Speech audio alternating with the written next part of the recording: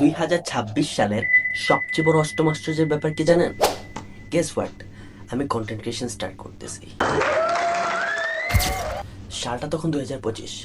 আমি একটা চমৎকার সিদ্ধান্ত নিই, আমি কন্টেন্ট ক্রিয়েশন করব। কিন্তু সেই সময়ই আমার সামনে এসে দাঁড়ায় এই পৃথিবীর সবচেয়ে বড় প্রশ্ন। আমি বানাবো তো বানাবো, কিন্তু কি নিয়ে কন্টেন্ট বানাবো? অনেক চিন্তা ভাবনার পর ফাইনালি আমি সিদ্ধান্ত নিলাম আমি বুক সামারি করব।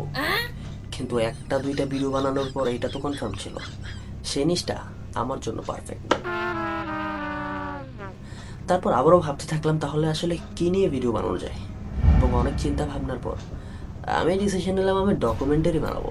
ভাই, সলিডলি বলতেছি, একটা ভিডিও বানানোর পর এতটুকু তো বোঝা হয়ে গেছে ওই জিনিসটা অ্যাটলিস্ট আমার জন্য পারফেক্ট না।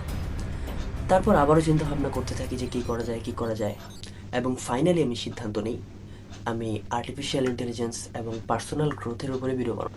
এই চ্যানেলে মূলত আমি পার্সোনাল গ্রোথ, আর্টিফিশিয়াল ইন্টেলিজেন্স, আমার নিজের মুক্ত চিন্তা ভাবনা সহকারে আমার জার্নি আপনাদের সাথে শেয়ার করব।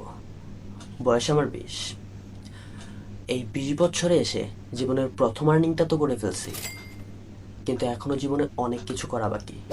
এবং আমার এই সম্পূর্ণ সফরে আমার লাইফে আমি যাই শিখি না কেন, যাই অর্জন করি না কেন, সেই জিনিসগুলো আমি আপনাদের সাথেও শেয়ার করতে চাই।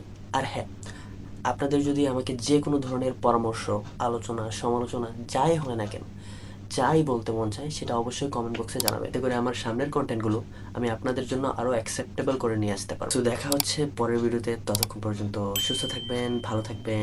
আসসালামু আলাইকুম।